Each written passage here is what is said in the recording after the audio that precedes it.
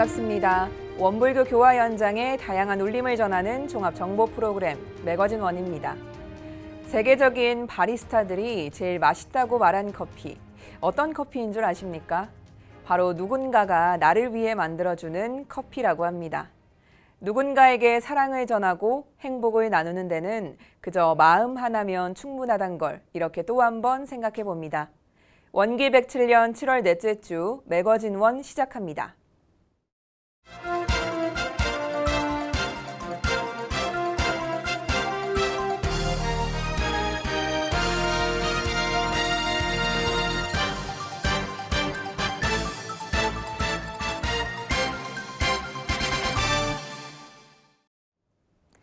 (7월 12일) 제261회 임시수의단회가 열렸습니다.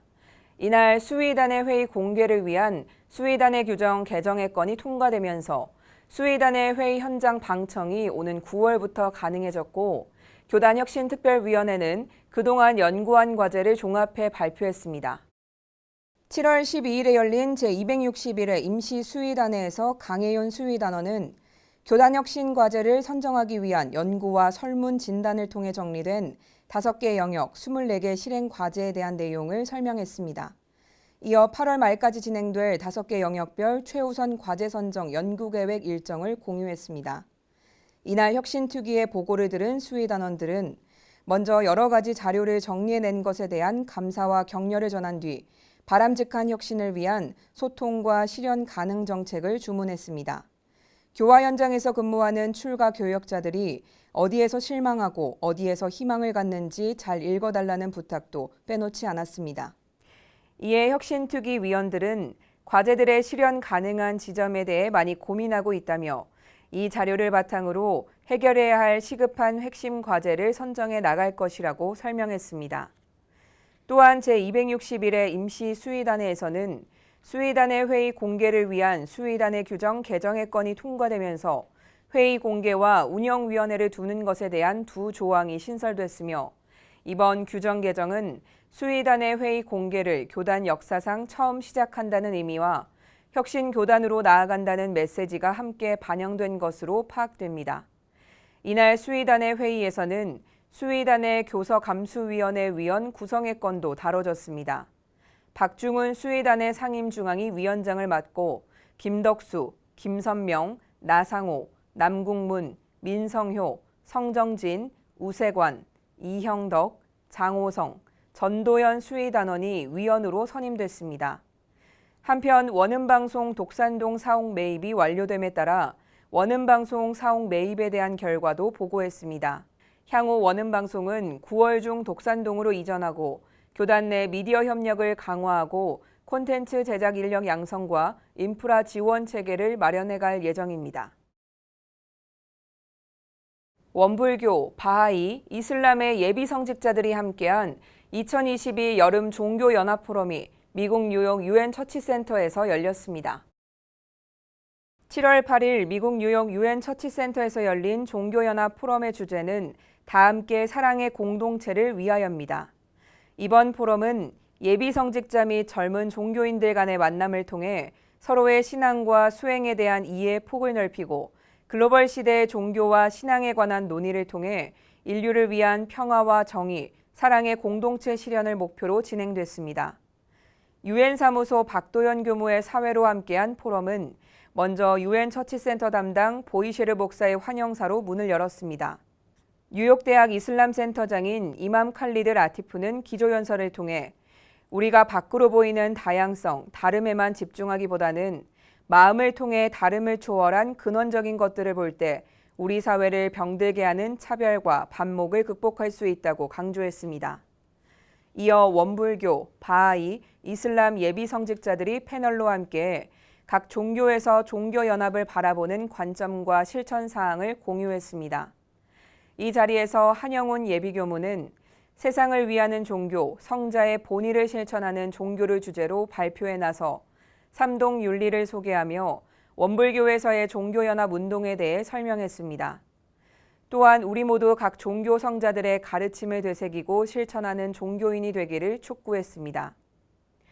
오후에는 세계 종교평화회 사무차장 디피카 싱의 RFP 활동 소개에 이어 각자가 생각하는 평화 공동체의 모습은 어떠한지, 어떤 종교연합의 활동을 하고 있는지 등에 대해 참석인들 간 의견을 나누는 회화 시간으로 함께했습니다. 이어 영산선악대학교 이응준 교무의 성가 공연과 참석인들의 마무리 기도를 끝으로 종교연합포럼은 마무리됐습니다. 보이셰르 목사는 우리가 지속적으로 연대해야 함을 강조하며 내년에도 여기에서 이 모임이 이어지기를 염원했습니다. 세계 불교도 청년의회 WFBY 회장 하구카 무라야마 스님과 세계 불교도 의회 WFB 사무부총장 소지 료쇼 스님이 사형인 국제부장을 예방해 10월 17일부터 5일간 방콕에서 열리는 WFB 총회 참석을 공식적으로 요청했습니다. 7월 5일 원불교 소태산 기념관을 찾아 사형인 국제부장을 예방한 하쿠가 스님은 WFB 활동에 교단이 적극적으로 참여해준 것에 감사의 뜻을 표했으며 사형인 국제부장은 영어 원불교 안내서 등을 선물하고 우의를 다졌습니다. 접견 이후 화상회의실로 자리를 옮긴 대표 일행은 한강교당 김대훈 교도의 진행으로 환담을 이어갔습니다. 이 자리에서 김 교도는 지난해 교정원 국제부가 주관한 종교연합 세계시민회의에 함께한 세계 불교도 의회에 감사의 마음을 전했고 청소년국 김민성 교무는 교단의 청소년 교화 현황과 활동 내용을 소개했습니다. 하쿠가 스님은 코로나19로 청년 종교 인구가 감소하는 현상에 주목하고 청년 심야 선방 등에 관심을 보이며 청년 세대를 위해 다양성을 갖고 접근하는 원불교의 모습이 인상적이다라고 말했습니다. 소지 스님은 최근 사회적으로 급증하고 있는 청년 자살 문제와 성소수자의 불교 수행 요청 증대 연구에 관해 언급하고 자비 실천을 위한 원불교의 역할을 기대했습니다. WFB 대표 일행과 함께한 WFBY 한국 대표 최수진 교무는 코로나19로 인해 WFB 활동 등에 제약이 있었지만 10월 총회를 기점으로 교단을 비롯한 세계 불교도들의 직접적인 참여가 활발하게 이뤄지길 기대한다며 WFB 총회에 대한 교단의 관심을 촉구했습니다.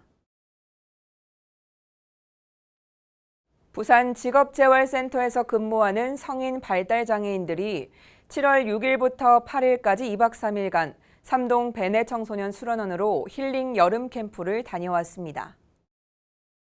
2022년 부산광역시 따뜻한 공동체 만들기 사업 일환으로 부산울산교구가 든솔 직업재활센터와 꿈모아 직업재활센터에서 근무하는 장애사원 45명과 관계자 등 총 60명을 초청해 힐링 여름 캠프를 진행했습니다. 캠프 첫날 참가자들은 계곡 하이킹과 물놀이, 새집 만들기, 자연 빙고 게임 등 다양한 자연 체험 활동과 마음 일기 쓰기, 절 명상, 자연 소리 명상 등의 마음 돌봄 프로그램에 참여했고 이튿날은 체육대회를 통해 즐거운 시간을 보냈습니다. 최근 발달장애인 돌봄에 대한 사회적 관심과 요구가 뜨거운 가운데 부산울산교구는 올해 초부터 발달장애인 지원 사업에 관심을 갖고 이번 캠프를 준비했으며 특히 삼동 베네 청소년 수련원에서 근무하는 교무들은 처음 진행하는 장애인 캠프에 앞서 참가자들과의 라포 형성 및 만족도를 높이기 위해 직업재활센터를 3번이나 사전 방문해 캠프 프로그램을 미리 연습해보는 등 각별한 정성을 쏟았습니다. 사회복지법인 든솔 관계자는 처음에는 종교에서 주최하는 행사라고 해서 우려했지만 원불교에서 타 종교인에 대한 배려를 많이 해주셔서 놀랐다며 지금껏 다녀본 여러 캠프 중에서 이번 원불교 캠프를 단연 최고로 꼽았습니다. 한 장애인 참가자는 캠프에서 물놀이를 한 건 이번이 처음이었다며 정말 재밌었고 감사하다는 소감을 전했습니다. 삼동 베네 청소년 수련원 김세연 교무는 처음엔 발달 장애인이라고 해서 걱정을 많이 했는데 지내다 보니 모든 면에서 비장애인과 크게 다르지 않다는 사실을 알게 됐다며 이번 행사를 계기로 종교인으로서 사회에 기여하는 길을 다시금 생각하게 됐다고 말했습니다. 전북교구 어린이들이 지난 6월에 진행한 어린이 성적지 순례 온마음으로 걷기 이후 한 달 만에 다시 모였습니다. 전북교구 청교협이 어린이 연합 문화법회를 통해 무더위도 날리고 친구들과 함께 즐거운 시간을 보냈습니다. 7월 10일 고창과 상동, 서전주, 서신, 송악, 전주, 평화교당 등 전북교구 내 어린이 회원 80여 명이 전주 화산체육관 빙상 경기장에 모였습니다. 아이스링크에서 스케이트를 타는 것으로 문화법회를 진행한 건데요. 서전주교당 라태윤 어린이는 스케이트를 타며 넘어지기도 하고 힘들었지만 친구들과 함께할 수 있어 재밌었다고 소감을 전했습니다. 한편 전북교구 청교협은 적은 어린이 회원 수로 인한 청소년 교화의 어려움을 극복하고 서로의 상승작용으로 청소년 교화의 분위기를 만들어가고자 월 1회 연합법회를 진행하고 있습니다. 빙상 경기장에서 진행한 이번 어린이 문화법회 역시 연합법회의 일환으로 전북교구는 앞으로도 꾸준히 연합법회를 진행해 나갈 예정입니다. 경인교구가 아이들의 눈높이에 맞춘 프로그램으로 어린이 여름 훈련을 실시했습니다.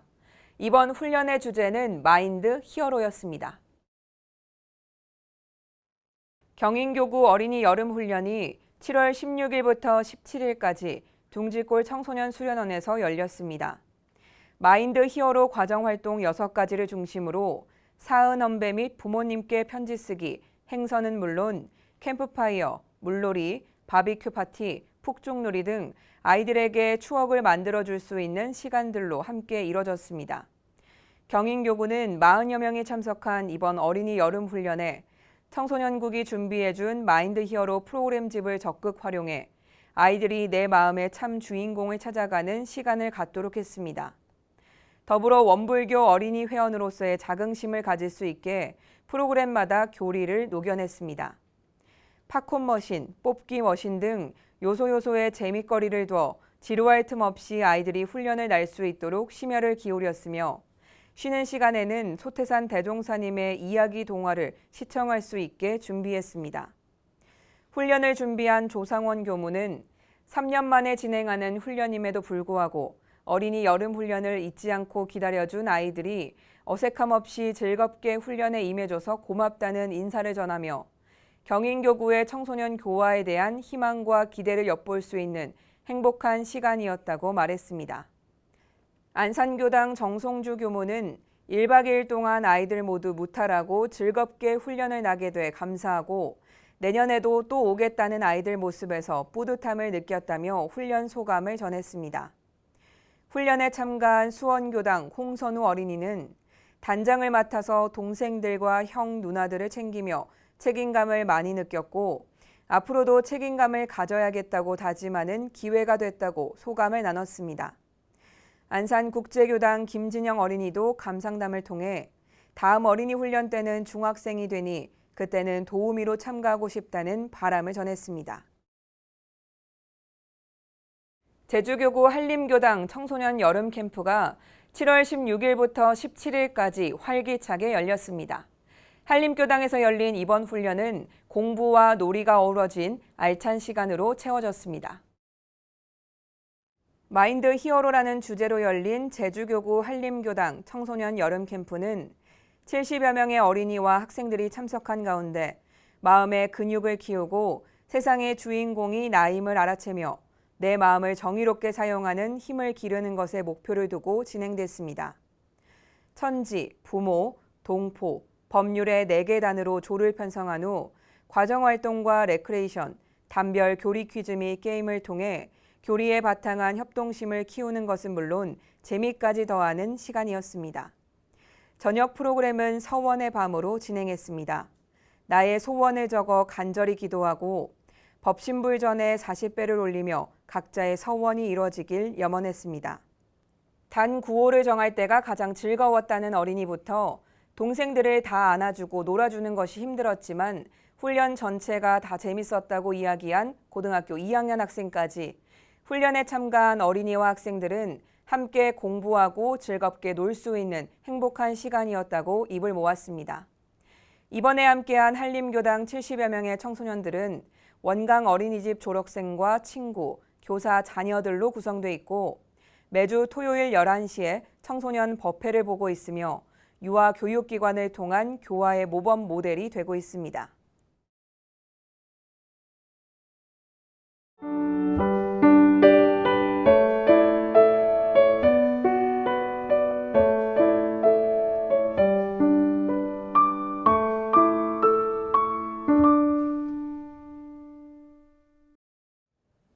매거진원 초대석 시간입니다. 마음에 대한 연구를 통해서 인류의 희망과 비전을 제시하고자 끊임없이 노력을 하고 있는 곳이 있습니다. 바로 원광대학교 마음인문학연구소인데요. 특히 코로나 팬데믹을 겪으면서 개인의 마음 치유를 넘어서 이제는 사회 치유에 대한 관심과 필요성이 더욱 절실해진 상황에서 마음인문학연구소의 역할은 더욱 중요해졌습니다. 그래서 오늘은 원광대학교 마음인문학연구소장 장진수 교무 모셔서 우리 시대의 마음 이야기 지금부터 나눠보도록 하겠습니다. 반갑습니다. 네, 반갑습니다. 네, 먼저 카메라 보시고 직접 소개 부탁드리겠습니다. 네, 저는 원광대학교 마음인문학연구소 소장을 맡고 있는 장진수 교무입니다. 반갑습니다. 네, 반갑습니다. 마음인문학연구소에 계시는 분들은 이렇게 인상도 푸근하시고 편안함을 주시는 것 같습니다. 제가 처음에 오프닝 때 마음에 대한 연구를 통해서 인류의 희망과 비전을 좀 제시하는 곳이다라고 좀 안내를 해드렸는데 이게 좀 맞나요? 잘 설명을 드린 걸까요? 예, 정확하게 말씀해 주신 것 같습니다. 네. 많은 분들이 마음인문학연구소를 아마 들어는 보셨을 것 같아요. 근데 정확하게 어떤 곳일까 이걸 알고 계신 분들이 많지 않을 것 같은데 직접 좀 소개 좀 해주시면 좋을 것 같습니다. 네, 아마 아시는 분도 많이 계시겠지만 또 자세히 모르시는 분들이 계시니까 간단히 설명을 드리자면 원광대학교의 온불교 사상연구원이 결책연구원으로 있습니다. 2010년에 마음인문학 인류 정신 문명의 새로운 희망이라는 주제로 한국연구재단에 이 아젠다를 제출했고요. 이게 선정이 돼서 인문한국 지원 사업이라는 인문 분야에서 가장 큰 프로젝트를 지난 10년간 수행하게 됐습니다.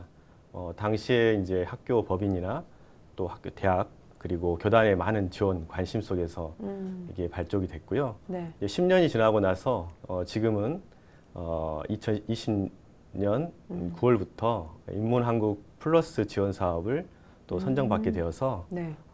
마음혁명의 마음인문학, 마음공부의 체화, 일상화, 사회화라는 주제로 새로운 프로젝트를 또 진행하고 있습니다. 제가 처음 이제 2010년에 프로젝트를 시작할 때는 제가 책임 연구원으로서 역할을 했었거든요. 네네. 근데 지금 좀 시간이 지나서 지금 2기 사업을 하면서는 이제 소장을 맡게 돼서 지금 제가 책임을 맡고 일을 진행하고 있습니다. 네, 연구원으로 활동을 하시면서 또 실무 경험을 쭉 쌓으셨고 지금 이제 소장이 되셨는데 어떻게 그때와 좀 차이가 있으신가요? 일단 처음에 이 아젠다를 선정할 때 네. 마음이라는 주제를 모두가 관심 있는 주제고 모든 분야에서 다 다루는 주제인데 이 주제를 과연 우리가 이 긴 프로젝트에 메인 주제로 잡는 게 과연 가능할까 혹은 이제 어떤 평가를 받을까에 대한 주저함이 있었거든요. 네. 그런데 저희가 이제 이 프로젝트를 시작하고 나서부터는 묘하게도 전 여기저기서 마음에 대한 관심들이 굉장히 증폭되고 네. 또 이제 마음 공부, 명상에 대한 어떤 관심들도 급속히 이제 진행되는 걸 보면서 저희가 시적절하게 이 사업을 하게 되었다라는 생각을 하게 되었습니다. 네. 근데 일단 가장 먼저 궁금한 게 사실 원불교에서도 마음에 대한 중요성을 많이 이야기를 하잖아요. 저도 아마 방송을 하면서 마음이란 단어 자체를 굉장히 많이 쓰지 않았을까라는 생각이 좀 들거든요. 마음 공부 이야기도 항상 하고 있고요. 그러면 인간 마음에 대한 이 정의를 좀 내린다면 어떻게 할 수 있을지, 동서양의 차이가 있는 건지 좀 궁금하거든요. 글쎄 이제 마음에 대해서는 워낙 다양한 분야에서 네. 연구가 진행되고 있고 또 다양한 정의가 동서고금을 막론하고 네. 또 학문 분야별로 다양하게 진행되고 있다고 생각하는데요. 대체로 말씀드리자면은 이제 동양은 이제 본성을 중심으로 하고 있으면서 이제 또 실천을 굉장히 강조하고 있는 면이 네. 있고요.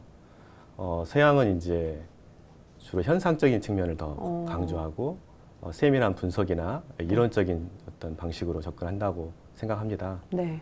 또 동양은 특히 이제 본성을 기반하기 때문에 영성을 더 깊이 탐구하는 쪽에 더 관심이 있다면 서양은 이제 이성적인 기본 틀에서 분석하고 네. 또 평가하고 효과를 검증하는 데 강점이 있다고 생각합니다. 네. 이걸 조금 더 자세하게 혹은 더 쉽게 풀 수가 있을까요? 비교하면서?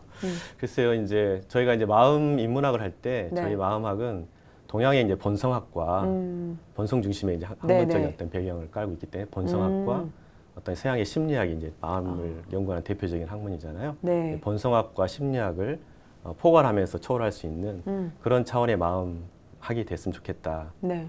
이제 본격적으로 융합 연구하고 실천 연구가 되는데 그 마음에 대해서도 우리가 본성의 측면과 현상의 측면을 사실은 다 필요하거든요. 네. 이 두 가지 측면을 다 아울러서 연구하고 또 그것에 기반한 마음 공부 프로그램, 영상 프로그램을 진행하는 것을 상당히 중요하게 생각하고 있습니다. 네. 서양에서 뭐 심리학, 우리는 이제 본성학이라는 학문을 이제 또 이야기를 해주셨는데, 이 눈에 보이지도 않는 마음이, 중요한 건 알겠지만 안 보이니까 이거를 좀 더 어렵게 느끼잖아요. 이렇게 중요하게 여기는 이유가 뭘까요? 글쎄 이제 저희가 인류 사회가 지금 경험하고 있는 것은 사회는 이제 과거 어떤 시대도 경험하지 못했던 그런 시대를 살고 있다고 생각합니다. 네. 과학혁명 이후에 물질의 풍요가 급속히 이제 팽창하고 퍼지면서 사람들의 생활은 굉장히 편리해졌어요. 하지만 네. 그로 인해서 인간이 갖고 있었던 어떤 마음의 본성, 또 우리 가치 네. 이런 것에 대해서는 상당히 이제 소홀해지면서 우리 이제 물질의 어떤 요구에 끌려가고 또 그로 인해서 인간성이 상실되고 인간의 소중했던 관계들이 와해되고 또 이제 저희의 환경 조건도 굉장히 급속히 변하면서 네.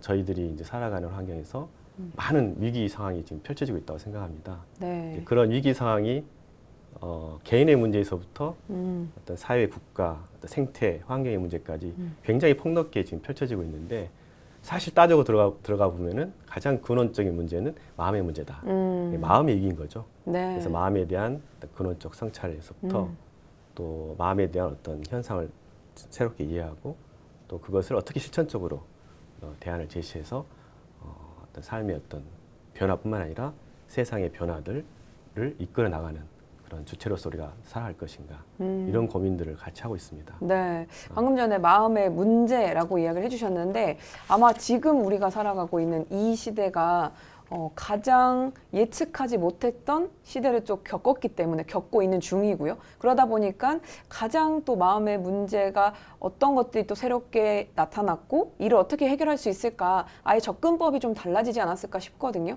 이 코로나19를 중심으로 전후가 좀 달라진 게 많이 있을까요? 예, 보통 코로나 시대를 맞이하면서 이제 비포 네. 코로나, 애프터 코로나에서 BC, AC를 사실 네. 그렇게 구분하는 경향이 또 생겼고 당연히 이제 요즘은 포스트 코로나 시대에 살면서도 또 위드 코로나 생활을 네. 하고 있잖아요. 그러니까 저희들이 이제 이전에 경험하지 못했던 삶을 살아가고 있는데 제가 생각할 때는 이제 그중에 가장 큰 변화가 뭐 긍정적인 면도 있고 부정적인 면도 있겠지만 일단 저희가 물질 문명 사회에 살아가면서 끊임없이 생존의 욕구와 어떤 물질에 대한 욕망들이 이제 결합되면서 네. 정말 무한 질주하며 살아왔었어요. 근데 그것을 멈출 수 있는 어떤 스스로를 멈추지 못하지만 네. 어떤 인위적으로 맞아요. 어떤 자연의 어떤 섭리에 의해서 멈출 수 있는 기회를 마련했다. 멈추게 된다는 건 되돌아볼 수 있는 여유를 갖게 되는 네. 거거든요. 그래서 자각과 성찰의 기회를 갖게 됐다는 점이 가장 큰 변화 중에 하나가 아닐까 생각되고요. 네. 두 번째는 그동안 이제 소홀히 하고 또 중요하게 생각하지 못했던 우리의 관계, 개인 어떤 인간관계뿐만 아니라 네. 자연과 생태의 그런 모든 관계. 그래서 우리가 홀로 존재할 수 없고 모든 것 관계 속에 살아갈 수밖에 없다라는 것을 이제 절실히 자각하게 된 네. 게 이제 두 번째가 아닌가 생각되고요. 이제 굳이 하나 더 든다면은 이거는 이제 우리의 외적인 조건인데 네. 이 환경 조건이 예전과 달리 급속히 변해가고 있는 그런 현실에 살아가고 있는 것이죠. 네. 이거는 이제 과학혁명 이후에 펼쳐지고 있는 지금 현상이라고도 볼 수 있지만 과거에는 자연 환경 속에서 우리가 살았다면 그 사이에서 이제 도시를 중심으로 인공 환경들이 형성됐잖아요. 네. 저도 이제 땅을 밟지 않고 네. 맨 땅을 밟지 않고 여기까지 걸어왔는데 인공 환경에서 머무는 게 아니라 지금 이제 가상 환경, 인터넷, 스마트폰을 통해서 펼쳐지는 새로운 환경적 변화들이 이제 덧붙여졌어요. 네. 이렇게 많은 환경적인 변화, 우리 말로 하면 이제 경계 같은 거죠. 우리가 마음 공부를 하는 데 있어서 경계가 이만큼 중요한 시대가 없습니다. 네. 그만큼 중요한 시대가 되었고 그것은 이제 물질적 환경의 변화가 급속히 변하고 있기 때문에 그로 인한 영향이 이제 과거 시대보다 훨씬 커졌다. 음. 네, 그런 점에서 이제 마음 공부를 하는 데 있어서 네. 굉장히 그 부분 중요하게 작용하고 이제 팬데믹 코로나 이후로 네. 그런 제가 생각할 때 한 세 가지 큰 변화가 저희 마음 공부를 하는 입장에서는 중요하게 이제 생각됐습니다. 네, 크게 세 가지로 정리를 좀 해주셨는데 멈춤과 관계 그리고 이제 환경적인 요인들을 설명을 해주셨어요. 이걸 조금 더 자세하게 풀어주신다면요. 일단은 뭐 저희가 멈췄다라고 하는 것은 네. 저희의 삶의 어떤 방식, 총체적인 삶의 전체 방식에 대한 어떤 그 반성과 성찰의 기회를 갖게 됐다는 것이거든요. 네. 이걸 통해서 우리가 그동안 소홀히 했던 우리의 근원에 대한 성찰, 인간의 가치에 대한 혹은 목적에 대한 성찰을 할 수 있게 됐다는 점이 가장 큰 부분이라고 생각하고요. 두 번째 이제 관계의 문제 같은 경우도 우리가 이제 그동안 산업화되고 또 자본화되는 삶을 살아가면서 개인이 개인을 이렇게 둘러싸고 있는 그 환경이 주는 안정감이 있어요. 그 가족이 주는 어떤 치유적 효과, 네. 혹은 그 공동체가 주는 안정감, 이런 것들이 굉장히 크게 와야 됐거든요. 그 산업화되면서 그 개개인이 이제 어떤 보면 이제 자기가 살던 지역을 떠나서 산업사의 일부품처럼 이렇게 스며들어가게 되고, 또 지금은 이제 스스로가 자기가 자기 자신을 착취한다고 해서 자기 착취의 시대라고 하거든요. 네. 누가 예전에는 착취하는 사람이 있어서 우리를 착취하고 힘들게 했다면 지금은 스스로 자기 스스로를 좀 끊임없이 끊임없이 소진시키고 착취해가는 그런 사회가 됐기 때문에 이 관계를 통해서 그것들이 제어되고 어떤 허용되고 이렇게 하지 않게 되면 자기 개인적으로는 그걸 극복하기 참 어려운 시대가 되었다. 네, 그런 점이 이제 관계의 중요성이 더욱더 부각되는 시대가 아닌가 생각되고요. 네. 이런 두 가지 면뿐만 아니라 아까 말씀드린 대로 인간을 둘러싸고 있는 환경 조건의 네. 변화, 이것에 대해서도 지금 저희들이 이제 또 깊이 생각해야 될 시기가 아닌가 생각합니다. 네. 그렇다면 사실 이 팬데믹 이후 지금 뭐 엔데믹 시대를 살아가고 있지만 아무래도 마음인문학연구소 소장으로서 바라본 마음인문학연구소의 역할이 그 이전보다는 훨씬 더 커지지 않았을까? 그렇다면 그 두 어깨가 더욱더 무겁지 않을까라고 좀 생각이 드는데 실제 어떠신가요?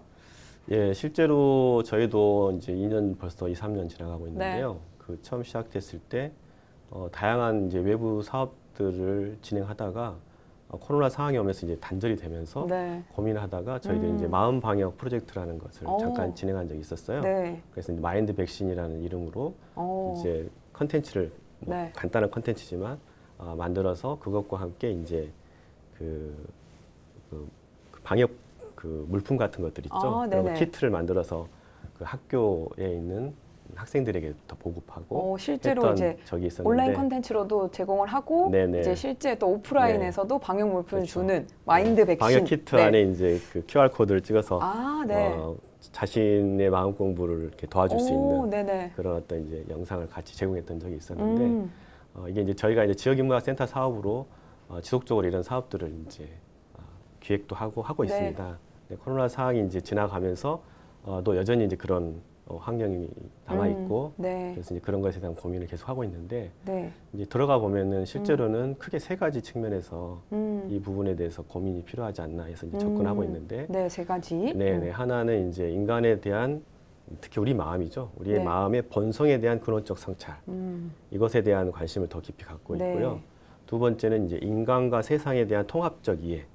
예, 그동안 이제 산업사 이외의 모든 걸 분석하고 분절하면서 네. 우리의 삶의 어떤 총체적인 그림을 그리지 못하고 분절된 곳에서 우리가 살아가고 있었기 때문에 이런 부분에 대한 이해가 그동안 부족했다. 네. 그런 부분들을 더 볼 수 있는 노력들 그런 것들 하고 있고요. 세 번째 이제 마음 공부를 통해서 실제로 어떻게 우리가 마음을 작용해서 자신과 세상에 어떤 선한 영향력, 긍정적 영향력을 줄 것인가라는 네. 어떤 실천적 대안.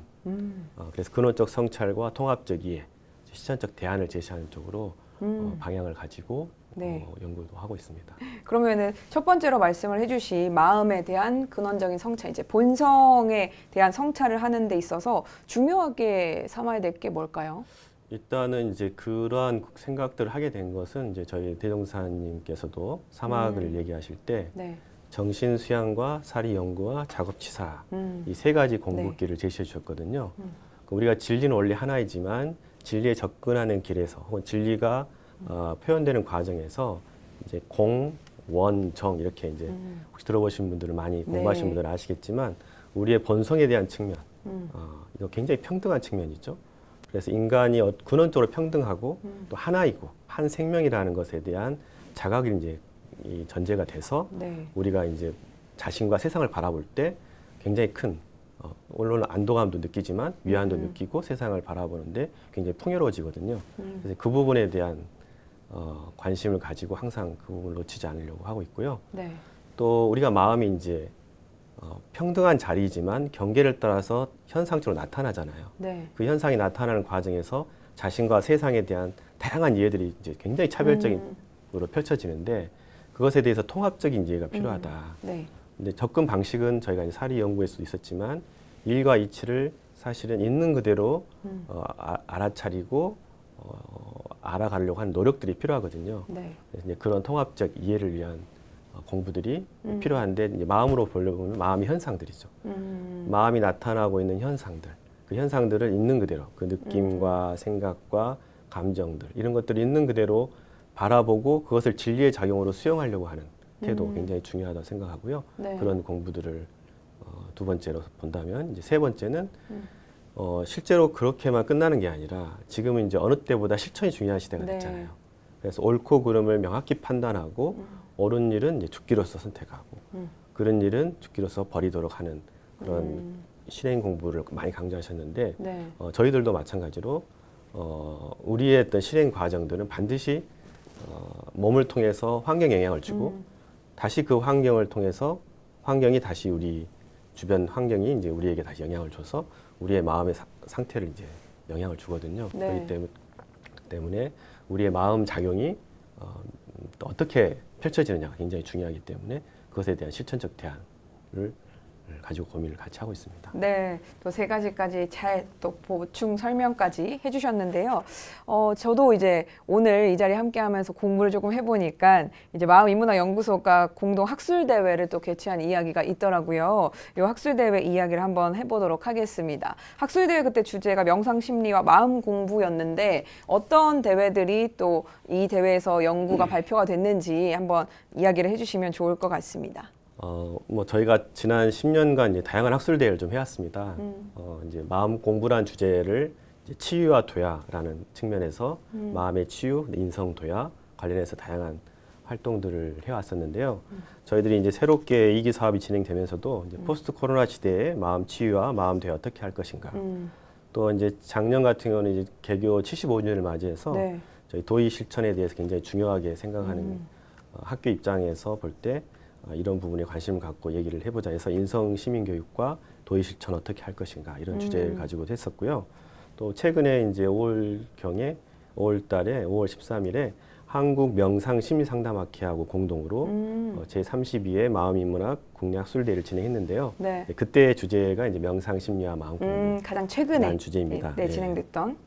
그 내용은 이제 지금 오프라인에서도 그때 같이 오프라인뿐만 아니라 온라인에서 같이 진행을 했고요. 네. 유튜브로도 지금도 볼 수 있습니다. 관심 있으신 분 참고로 보시면 좋을 것 같고요. 네. 뭐 이런 학술 대회를 하는 건 기본적으로 저희 마음인문학 연구소가 추진하고 있는 마음 공부의 체화, 그다음 일상화, 사회화라는 실천성이 강한 어떤 학술 토론장을 계속 마련하기 위해서 진행된 것이고요. 네. 이 과정에서 이제 사회적 문제가 되고 있는 여러 가지 심리적인 문제나 인성 문제 등을 이제 명상과 심리 치료 혹은 이제 마음 공부의 관점에서 어떻게 접근할 것인가 이런 이제 그런 학계의 노력들을 좀 소개하고요. 네. 이제 구체적으로 좀 말씀드리면은 이제 저희가 많이 알고 계시겠죠 마음 일기, 또 이제 음악 명상, 뭐 이제 분노 조절, 또 학교 폭력이나 인성 교육과 관련된 논의들을 지난 학술 대회를 통해서 좀 진행해 보았습니다. 네, 우리 교무님 계시는 마음인문학연구소 역시 이 명상에 대한 연구를 또 꾸준하게 해오고 계시더라고요. 궁극적으로 마음인문학연구소가 이 명상 연구를 통해서 바라보고 있는 지향점 어떤 거를 또 추구하고 계신가요? 이제 저희가 처음 제시했던 아젠다가 가장 큰 방향일 수 있겠는데요. 마음인문학, 인류 정신문명의 새로운 희망이라는 네, 굉장히 인류 정신 문명의 새로운 희망. 네, 네. 그게 이제 저희가 큰 초기에 처음 시작했던 비전이고요. 그것을 이제 10년이 지나서 이제 새로운 사업을 진행할 때는 마음 혁명의 마음 인문학, 마음 공부의 체화, 일상화, 사회화라는 어떤 네. 아젠다를 제시했는데 사실 이제 마음 혁명이라는 주제는 우리가 보통 혁명을 얘기할 때는 외적인 변화에 네. 초점을 두고 뭐 농업혁명이니 과학혁명이니 네네. 뭐 제4차 산업혁명이니 이런 것들이 다 외적인 환경의 변화에 초점을 두거든요. 하지만 그것을 리드해 가야 될 주체로서의 마음, 마음에 대한 이해와 또 마음을 활용하는 방법이나 이런 것들이 혁명적으로 변해야 된다. 이런 부분에 대한 초점을 좀 두고 있고요. 그리고 그것을 하기 위해서 이제 마음 공부가 우리의 일상에서 우리의 삶에 녹아 들어가야 되고 네. 삶의 모든 분야에서 활용되고 기반이 돼야 된다는 어떤 생각을 가지고 저희가 이제 마음 공부 공동체를 구현하는 데까지 네. 저희들 비전을 가지고 고민을 하고 있습니다. 네, 그때까지 또 계속해서 노력을 해주실 것 같은데요. 이 마음 인문학 연구소가 이러한 방향으로 계속 나아가기 위해서 뭐 다양한 또 실제 프로그램들을 운영을 해오고 있는 중이잖아요. 어떤 프로그램들을 또 대표적으로 운영을 하셨는지 직접 좀 소개를 해주시면 어떨까요? 저희가 이제 시작할 때 이제 그 마음 공부 프로그램을 이제 물론 기본적으로 학술적 기반에 대한 고민이 필요하기 네. 때문에 동서고금의 다양한 마음 담론에 대한 연구를 기본적으로 하고요. 그러면서 이제 마음 공부 프로그램을 저희가 이제 개발하는 과정에서 이제 생애 네. 주기별로 유아, 어린이, 청소년, 뭐 이제 일반, 또 어르신들, 그다음 좀 특수 분야에 계시는 어떤 뭐 공무원이나 이제 교도소, 또 이제 군 부대 이런 분들까지 이제 다양하게 접근했었어요. 그럼 이제 매 대상이 달라지게 되면 그 대상에 맞는 프로그램이 또 계속 필요하잖아요. 네네. 그렇기 때문에 프로그램을 다양하게 진행을 해왔었고요. 그런 프로그램들을 이제 지금도 계속 필요에 따라서 요청에 따라서 진행을 하고 있습니다. 이제 그런 과정에서 더 중요하게 생각되는 게 네. 저희도 2015년부터 진행된 이제 민간 자격증으로 지금 운영하고 있는 마음 지도사 자격증입니다. 오, 마음 지도사 과정. 네. 저희들이 이제 마음의 치유와 대화를 해 나갈 수 있는 또 마음 공부를 스스로뿐만 아니라 현실에 또 적용할 수 있는 그런 지도사 양성 프로그램인데요. 그래서 네. 2급, 1급 전문가 과정까지 오. 저희들이 추진하고 있고 지금 약 400여 명 정도를 양성했습니다. 이미 물론 이제 양성한 인원이. 예, 예. 네. 근데 코로나 과정 때문에 워크숍이라든지 구체적인 프로그램을 많이 좀 진행을 못하면 없지 않아 있지만 네. 작년 올해도 그 전주, 익산 등 또 이제 요청하는 지역에 마음주사 양성 프로그램을 진행했었고요. 규모는 줄었지만 코로나 기간에도 운영을 코로나 되나요? 기간에도 예, 일부는 온라인으로 하다가 오프라인으로 또 전환해 가면서 네네. 이렇게 진행도 했었고요. 네네. 그렇게 해서 진행을 해왔고 이제 올 8월에도 그 2급 자격을 받으신 분들 대상으로 네. 그 워크숍을 지금 8월 5일, 6일 경에 지금 이제 진행할 계획을 가지고 있습니다. 네. 예. 또 이 마음 지도사들이 활동할 수 있는 곳을 이제 또 개설을 한다고요.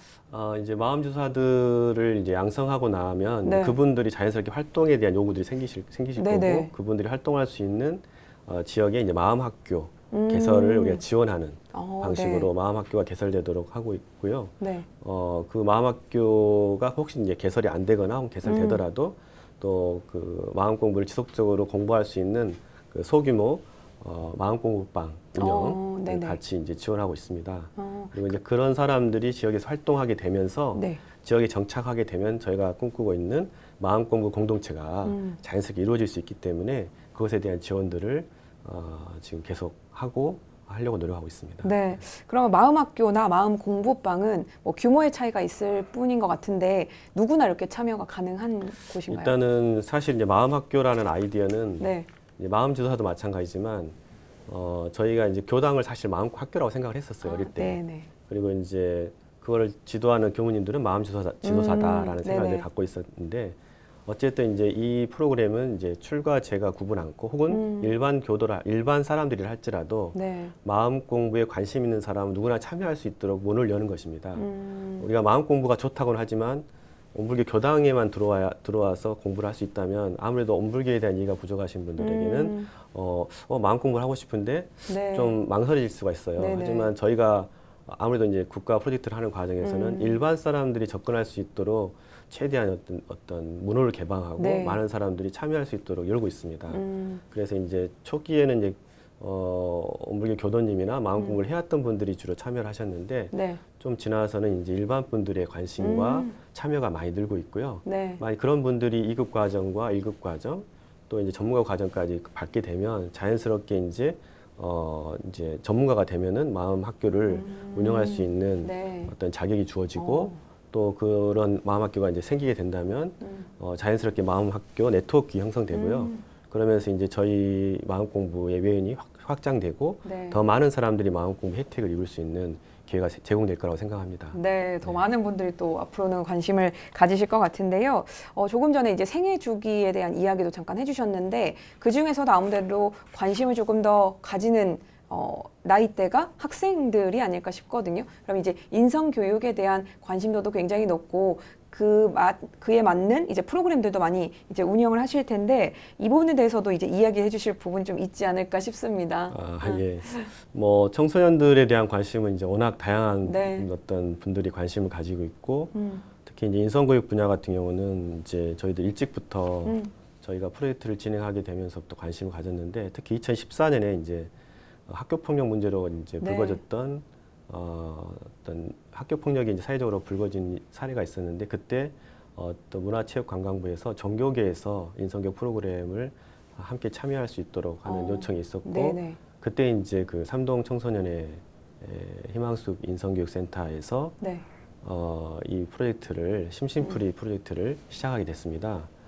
저희 같은 경우는 이제 처음부터 참여한 건 아니지만 2015년에 심심풀이 M3로 네. 버전업되는 과정에서 저희가 이제 공동 프로그램 개발 또 이제 평가 자문으로 참여하게 돼서 네. 지금 이제 청소년국이 주관하고 있는 심심풀이 사업에 저희들이 이제 한 8년 가까이 참여를 하고 있고요. 네. 매번 이제 저희가 평가 보고서도 이제 작성하고 있는데 평가를 해보고 그 결과가 이제 서울대 종교문제연구소라고 이제 평가기관에서 평가를 해보면은 정말 다른 종단이나 다른 프로그램과 비교할 수 없을 만큼 저희 심심풀이 프로그램이 큰 역할을 하고 있다. 네. 이런 좋은 평가를 받고 있거든요. 네. 이제 그런 프로그램에 저희가 좀 일조하고 있고요. 또 이전에 이제 케어마인드 프로그램이라는 거를 만들어서 운영할 때는 이제 경주 화랑구나 네. 또 한우란 중학교 같이 대안학교의 캠프 마음 캠프 프로그램을 운영해서 학생들이 좋은 호응을 거뒀던 적이 있습니다. 네, 뭐 심심풀이는 많이들 아마 방송 보시는 분들은 네네. 아실 텐데 그만큼 우리가 또 좋은 성과를 냈다라는 것은 저도 많은 소식을 좀 전했던 것 같고요. 이 프로그램들 포함해서 우리 학생들을 위한 특히 청소년들을 위한 인성교육 프로그램에 또 우리 마음인문학연구소가 함께하고 있다라고 보시면 될 것 같습니다. 오늘 이렇게 좀 어떻게 보면 형체가 없기 때문에 눈에 안 보여서 조금 어려울 수 있는 이야기들을 좀 이렇게 쉽게 이해가 잘 되도록 쉽게 설명을 해주셔서 좋았던 시간인 것 같고 저는 개인적으로 마음 지금 상담을 받고 있는 것 같은 그런 느낌인데 오늘 이야기 이렇게 나누다 보니까 마음인문학연구소가 어떤 곳이고 어떤 것들을 이야기하고자 하는 건지를 조금 더 알 수 있었던 시간이었던 것 같습니다. 그러면 앞으로 마음인문학연구소가 이제 조금 더 구체적으로 하고 있는 일들이나 아니면 이 시대를 살아가고 있는 사람들에게 조금 더 전해주고 싶은 이야기들이 좀 있지 않으실까라는 생각이 들거든요. 카메라 직접 보시고 한번 쭉 이야기를 전해주시면 어떨까 싶습니다. 저희 마음인문학연구소가 지금까지 해왔던 사업들을 앞으로도 이제 계속 지속할 계획이고요. 마음인문학연구소는 인류 사회에 인류 문명에 새로운 희망을 주겠다라는 큰 취지에서 출발했습니다. 그것은 이제 우리 모든 인류의 꿈을 함께 세상에 실현하는 데 일조하겠다라는 저희 의지가 담겨 있는 것이고요. 그 핵심 키워드가 바로 마음 공부입니다. 이 마음 공부는 인류가 겪고 있는 지금 위기 상황, 개인의 문제로부터 어떤 생태 환경의 문제까지 위기 아닌 것이 없지 않습니까? 그 위기의 근원에 있어서 마음의 문제, 이 마음을 우리의 본성까지 깊이 근원적으로 성찰하고 또 그동안 분절되어 있던 마음에 대한 이해, 또 인간과 세상에 대한 이해를 통합적으로 이해하고 또 단지 거기에만 멈추는 게 아니라 저희가 실천의 주체로 나서서 이 마음 공부를 기반해서 세상의 문제, 또 사회의 문제, 생태적인 문제를 주체적으로 해결해 나갈 수 있는 그런 어떤 삶의 주체로 거듭날 수 있는 그런 어떤 세상이 되도록 저희들이 일조할 계획입니다. 네. 네. 자, 세상 우리가 살아가는 데 있어서 항상 좋은 일만 가득할 수는 없잖아요. 언제든 갈등도 생길 수 있고 문제가 또 아픔이 생길 수도 있는데 그럴 때 지금 여기를 조금 더 기억을 하면서 그리고 항상 그 열쇠는 해결하는 열쇠는 마음에 있다라는 생각을 좀 가지면 훨씬 더 풀리는 데 있어서 좀 수월해지지 않을까 싶고요. 또 어려움이 있을 때 풀리지 잘 않을 때는 마음인문학연구소가 옆에 있을 거니까 그때 또 찾아주시면 좋을 것 같습니다. 항상 마음인문학연구소가 옆에 계셔 주실 거죠? 네. 저희들이 하는 모든 일들은 역대 성자들이 관심 갖고 했던 일이고 또 대종사님 이하 우리 교단의 모든 스승님들, 어르신들 또 동서각지의 많은 도반들, 동지들이 함께 염원하고 있는 일이고 또 이 시대가 간절히 필요로 하는 일이라고 생각하기 때문에 큰 사명감을 가지고 꾸준히 노력하도록 하겠습니다. 항상 격려와 관심 앞으로도 부탁드리겠습니다. 네, 든든합니다. 언제나 힘든 일이 있을 때 또 마음을 들여다보고 마음인문학연구소를 기억해 주시면 좋을 것 같습니다. 자, 오늘 초대석은 여기까지입니다. 오늘 정말 좋은 말씀해 주셔서 고맙습니다. 네, 감사합니다.